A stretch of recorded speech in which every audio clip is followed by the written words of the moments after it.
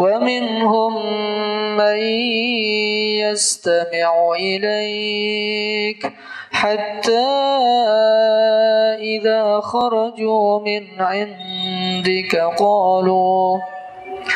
قالوا للذين أوتوا العلم ماذا قال آنفا أولئك الذين طبع الله على قلوبهم واتبعوا أهواءهم.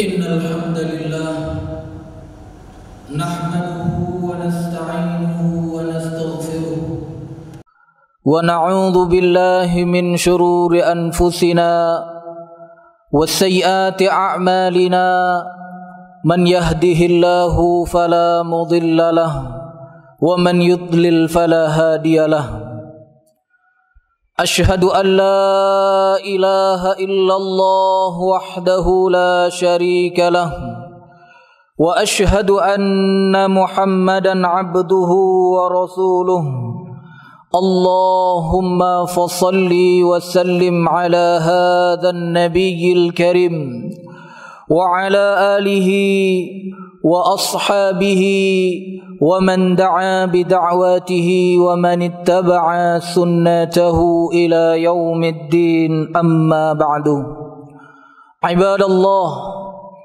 أوصيكم ونفسي بتقوى الله فقد فاز المتقون وقال الله تعالى في كتابه الكريم يا أيها الذين آمنوا اتقوا الله حق تقاته ولا تموتن إلا وأنتم مسلمون. Jamaah Jumat yang dirahmati Allah, khatib mewasiatkan diri pribadi dan juga jamaah sekalian untuk senantiasa bertakwa kepada Allah Subhanahu wa taala dengan menjalankan sekuat tenaga apa yang diperintahkan oleh Allah dan Rasul-Nya dan meninggalkan dengan mutlak apa-apa yang dilarang oleh Allah dan Rasul-Nya. Dimanapun kita berada, selalulah merasa diawasi oleh Allah Subhanahu wa taala, baik dalam keadaan kesendirian kita maupun di hadapan khalayak ramai. Karena itu adalah di antara makna takwa yang dijelaskan oleh para ulama.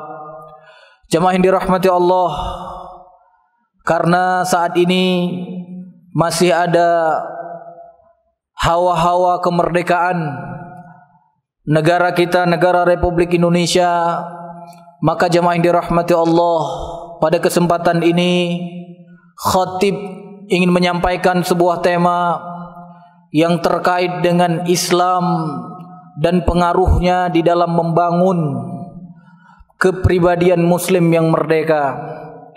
Jamaah yang dirahmati Allah, salah satu hal yang terpenting yang Islam telah perhatian dalam ajaran dan syariatnya adalah membangun kepribadian Muslim yang mandiri atau merdeka. Dan kemerdekaan itu memungkinkan seseorang Muslim untuk tidak melebur kepribadiannya dalam kepribadian orang-orang yang menentangnya dalam agama, baik dalam keyakinan, ibadah ataupun perilaku mereka. Jamaah yang dirahmati Allah, Muslim adalah pembawa pesan terbesar dan agama yang paling sempurna. Allah Subhanahu wa taala telah memilihnya untuk setia pada agama ini yang merupakan jalan menuju kebahagiaan dunia dan akhirat. Maka sangat dituntut dari seorang Muslim agar independen atau merdeka sehingga bisa menyebarkan kebenaran yang ada padanya. Seorang Muslim harus menjadi pemimpin. Kepribadiannya tidak boleh larut dalam diri orang lain, melainkan orang lainlah yang harus larut dalam dirinya. Dia harus diikuti bukan mengikuti, pemimpin bukan dipimpin. Karena memang jamaah dirahmati Allah, Rasulullah mengatakan Islam ya'lu wa la yu'la alaih.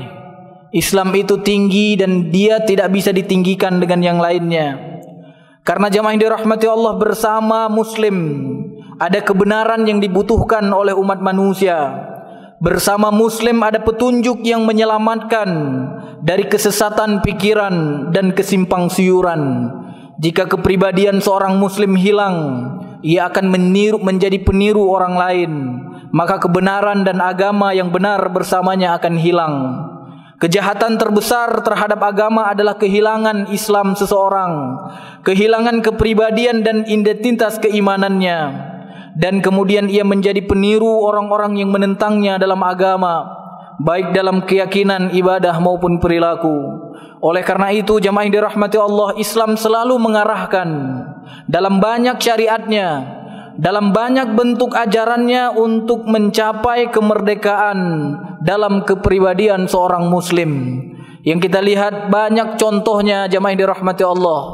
Misalnya ketika Islam mengarahkan seorang muslim untuk menjadi pribadi yang bertanggung jawab, pribadi yang merdeka di dalam tanggung jawab, di mana setiap muslim, setiap kita hamba Allah Subhanahu wa taala akan diminta pertanggungjawaban oleh Allah Subhanahu wa taala dari apa yang kita lakukan. Itu adalah satu persatu, tidak bentuk jamaah, tidak bentuk komunitas, tidak, tapi kita akan berhadapan dengan Allah Subhanahu wa taala. Kullu nafsin bima kasabat rahinah. Setiap jiwa akan berhadapan dengan Allah Subhanahu wa taala. Dia akan melihat, dia akan mempertanggungjawabkan apa yang dilakukannya sendiri-sendiri. Bahkan disebutkan oleh Allah Subhanahu wa taala, seseorang tidak akan membawa dosa orang lain. Seseorang tidak akan mendapatkan apa yang dilakukan oleh orang lain. Di dalam surat Fatir ayat 18 Allah sebutkan wala taziru waziratu wizra ukhra. Seseorang pendosa, seseorang yang melakukan kemaksiatan kepada Allah, dia tidak akan menanggung dosa-dosa orang lain. Artinya dialah yang akan bertanggung jawab di hadapan Allah Subhanahu wa taala. Jamaah yang dirahmati Allah, kalau kita lihat di dalam surat Maryam ayat 93 sampai 95, Allah Subhanahu wa taala menyebutkan in kullu man fis samawati wal ard illa atir rahmani abda. Tidaklah apa-apa yang ada di langit dan di bumi kecuali akan datang kepada Allah Subhanahu wa taala dalam keadaan menjadi seorang hamba. Laqad ahsahum wa addahum adda. Dan sungguh kata Allah Subhanahu wa taala, Allah Subhanahu wa taala telah mengetahui jumlah hamba-hambanya yang ada di dunia ini. Dengan terperinci Allah sudah mengetahui satu persatu. Dan kemudian di ayat 95 dalam surat Maryam Allah katakan, wa kulluhum atihi yaumal qiyamati farda. Dan semua mereka itu hamba Allah Subhanahu wa taala, pada hari kiamat nanti mereka akan datang kepada Allah Subhanahu wa taala dalam keadaan kesendirian, farda, sendiri-sendiri. Karena jemaah yang dirahmati Allah, Islam mengarahkan kita, menganjurkan kita untuk mengetahui bahwa kita akan bertanggung jawab di hadapan Allah Subhanahu wa taala dalam keadaan sendiri-sendiri. Oleh karena itu jemaah yang dirahmati Allah, jangan sampai di antara kita orang-orang yang hari ini beriman kepada Allah, hari ini menjadi muslim, tunduk kepada Allah, kemudian kita beranggapan kalau ada kesalahan yang kita lakukan, kemudian nanti kesalahan itu akan ditanggung oleh orang lain. Kesalahan itu akan ditanggung oleh orang yang mengajak saya. Kesalahan itu akan ditanggung oleh pemimpin saya. Kesalahan itu akan ditanggung oleh ustadz saya. Tidak.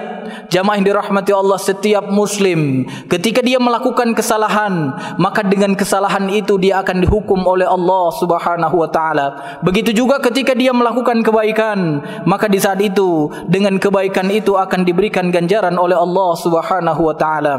Bahkan kalau kita lihat di dalam sebuah hadis yang kuat disebutkan oleh Rasulullah sallallahu alaihi wasallam, man sanna fil Islam sunnah sayyi'atan.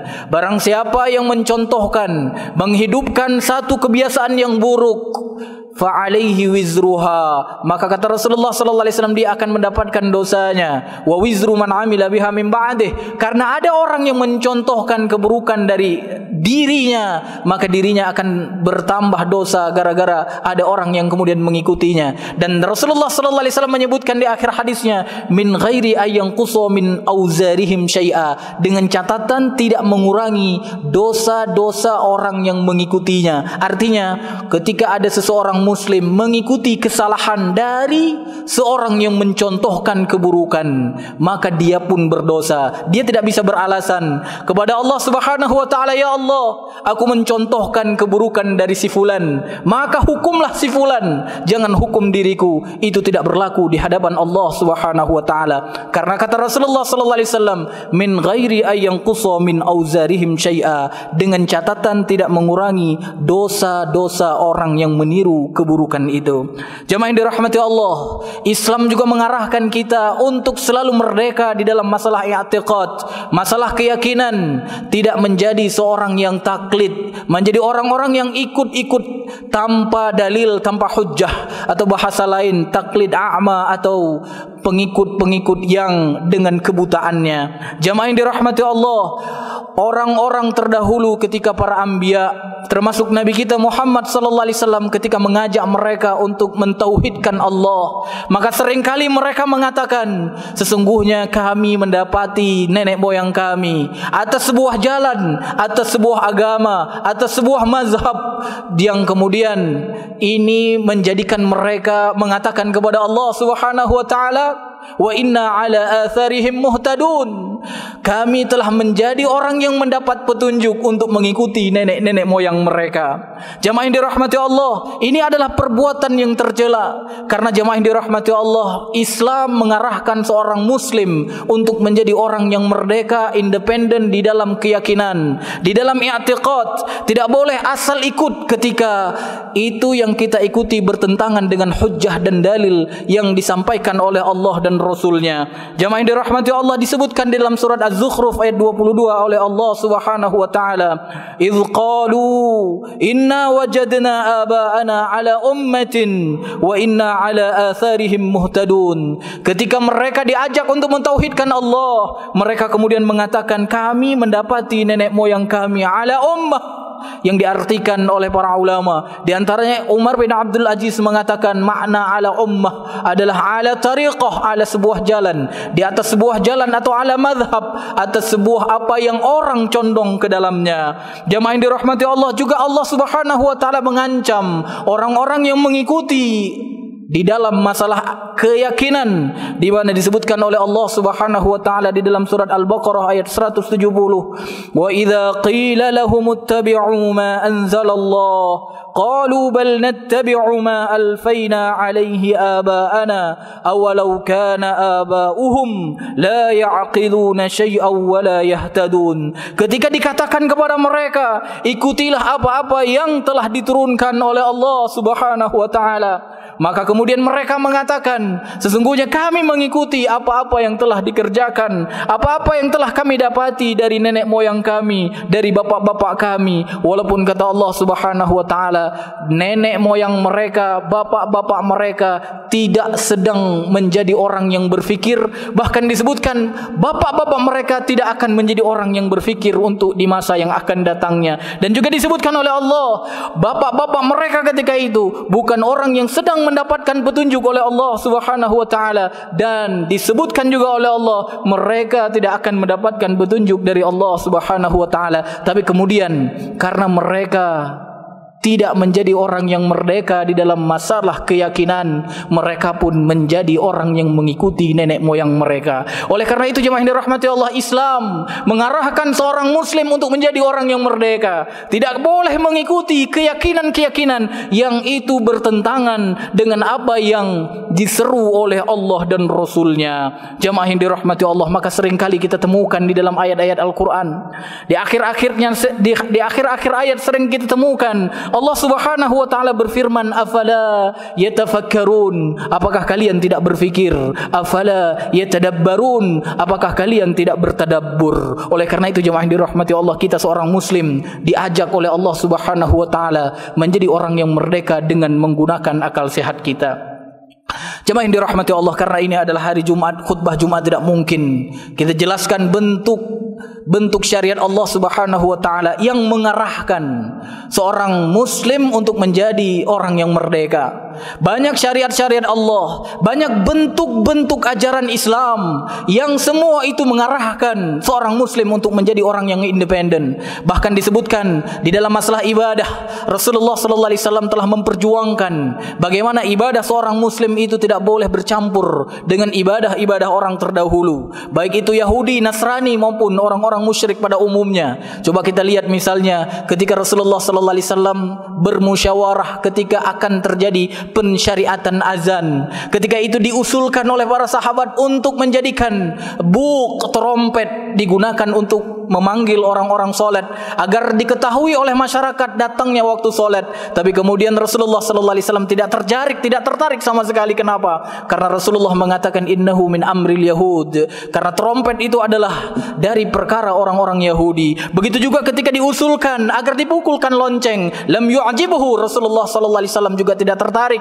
Kenapa? Karena Rasulullah sallallahu alaihi wasallam mengatakan innahu min amril yahud, innahu min amrin nasara, karena sesungguhnya lonceng itu adalah perkara orang-orang Nasrani. Begitu juga jamaah yang dirahmati Allah, di dalam banyak syariat yang lain. Ketika kita berpuasa misalnya, kita dianjurkan untuk selalu berpuasa, dan berpuasa tidak sama dengan orang-orang Yahudi dan Nasrani. Misalnya seperti puasa yang baru saja kita laksanakan, puasa 10 Muharram, di mana Rasulullah sallallahu alaihi wasallam ketika menemukan orang-orang Yahudi dan orang-orang Nasrani berpuasa pada tanggal 10 Muharram, maka di saat itu Rasulullah memerintahkan para sahabatnya untuk kemudian berpuasa pada tanggal 9 yang kita kenal dengan puasa Tasu'a. Yang tujuannya apa?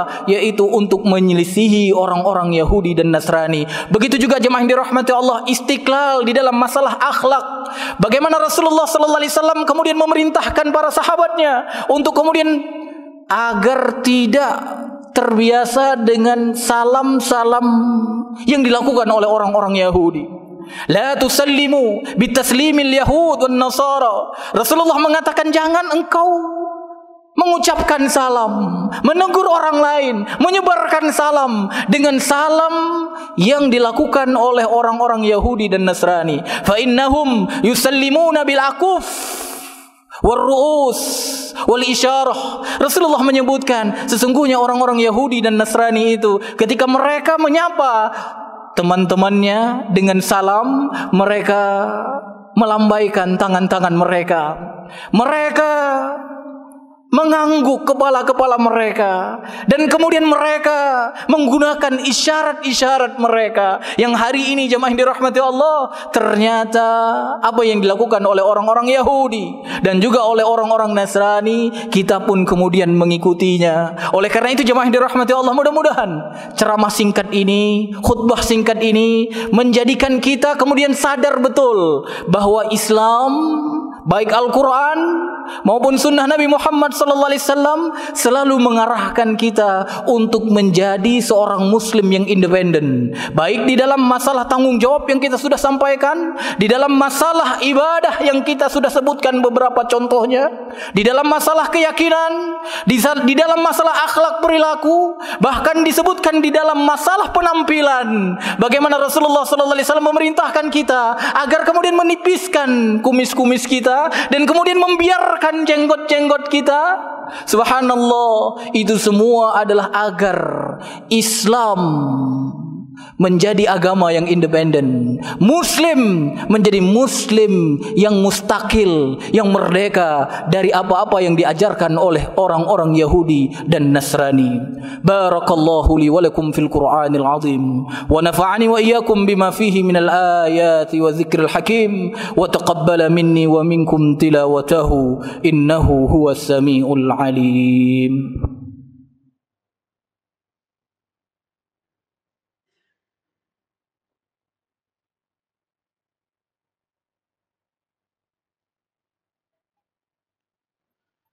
Alhamdulillahi Rabbil Alamin wa bihi nasta'in ala umurid dunya waddin wassalatu wassalamu ala ashrafil anbiya'i wal mursalin wa ala alihi wa ashabihi ajma'in. Ibadallah, ittaqullaha haqqa tuqatih wa la tamutunna illa wa antum muslimun. Jemaah yang dirahmati Allah, ketahuilah bahwa orang-orang Yahudi dan Nasrani tidak akan pernah ridho kepada kita. Orang-orang Muslim pengikut umat Nabi Muhammad sallallahu alaihi wasallam, mereka tidak akan pernah ridho sampai kita mengikuti mereka. Disebutkan oleh Allah di dalam surat Al-Baqarah ayat 120, "Walan tardha 'ankal yahud walan nasara hatta tattabi'a millatahum. Qul inna hudallahi huwal huda wa la in ittaba'ta ahwa'ahum ba'da alladhi ja'aka minal 'ilm ma laka minallahi min waliyyin wala nasir." Allah Subhanahu wa taala berfirman, orang-orang Yahudi dan Nasrani mereka tidak akan pernah ridho sampai kalian mengikuti millah mereka, mengikuti agama mereka, mengikuti cara hidup mereka. Maka Allah Subhanahu wa taala memerintahkan Nabi Muhammadnya untuk mengatakan, "Kul," katakan kepada umatmu, "Inna hudallahi wal huda." Sesungguhnya petunjuk Allah itulah petunjuk. Wala ini taba'ta ahwa'ahum. Kalau kalian mengikuti keinginan mereka, orang-orang Yahudi dan Nasrani, setelah engkau mendapatkan informasi tentang kebiasaan mereka dan lainnya, malaka minallah min wali wala nasir, maka tidak ada lagi pertolongan, tidak ada lagi pelindung dari Allah Subhanahu wa taala untuk kalian. Oleh karena itu jemaah yang dirahmati Allah, jadilah muslim yang independen, jadilah muslim yang merdeka dari setiap apa-apa yang terkait dengan Yahudi dan Nasrani khususnya, dan musyrikin pada umumnya. Sehingga apa? Kita kemudian menjadi orang-orang yang selalu ditolong oleh Allah Subhanahu wa taala. Inna Allah wa malaikatahu yusalluna 'alan nabi ya ayyuhalladzina amanu sallu 'alaihi wa sallimu taslima. Allahumma salli 'ala Muhammad wa 'ala ali Muhammad kama sallaita 'ala Ibrahim wa 'ala ali Ibrahim innaka Hamidum Majid. Allahumma ighfir lil muslimina wal muslimat wal mu'minina wal mu'minat al ahya'i minhum wal amwat birahmatika ya arhamar rahimin. Rabbana hab lana min azwajina wa dhurriyyatina qurrata a'yun waj'alna lil muttaqina imama. Allahumma inna na'udzu bika minal baras wal junun wal juzam wa sayyi'il asqam. Rabbana atina fid dunya hasanah wa fil akhirati hasanah wa qina adzaban nar. Aqimus salah. والذين اهتدوا زادهم هدى وآتاهم تقواهم